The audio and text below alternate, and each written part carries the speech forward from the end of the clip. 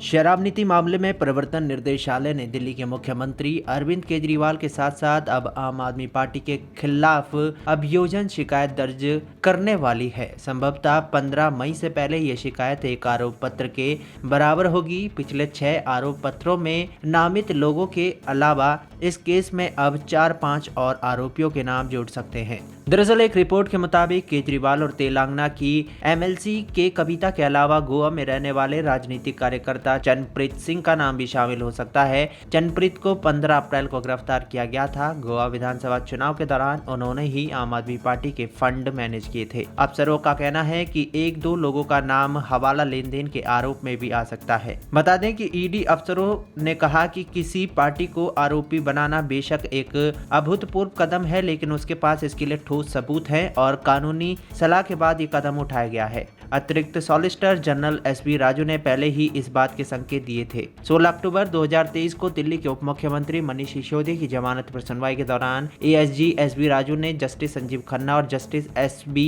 भट्टी की बेंच से कहा था, हम जांच के लिए धन शोधन निवारण अधिनियम की धारा 70 के तहत आम आदमी पार्टी को आरोपी बनाने पर विचार कर रहे हैं। दरअसल जांच एजेंसी ने यह भी आरोप लगाए थे कि दिल्ली शराब घोटाले से जो पैसा निकला, आप उन पैसों की प्रमुख लाभार्थी है। पीएमएलए की धारा 70 में कंपनियों से संबंधित अपराध के प्रावधान है। वैसे तो कंपनी एक्ट 2013 के तहत कोई राजनीतिक पार्टी एक कंपनी नहीं गिनी जाती, मगर ईडी के अफसरों ने तर्क दिया है कि एक्ट में एक प्रावधान है जो किसी राजनीतिक पार्टी को कानून के दायरे में ला सकता है। ईडी का तर्क है कि आप जन प्रतिनिधित्व अधिनियम 1951 के तहत एक रजिस्टर्ड राजनीतिक पार्टी है और लोगों का एक संघ भी है, इसलिए पीएमएलए की धारा 70 के तहत ये कंपनी की परिभाषा के दायरे में आएगी। जबकि केजरीवाल और सिसोदिया के लिए दलील देने वाले वरिष्ठ वकील अभिषेक मन्नू सिंघवी ने मीडिया को बताया कि आपको पीएमएलए के प्रावधानों के तहत एक कंपनी नहीं माना जा सकता। जब से पीएमएलए कानून बना है, इन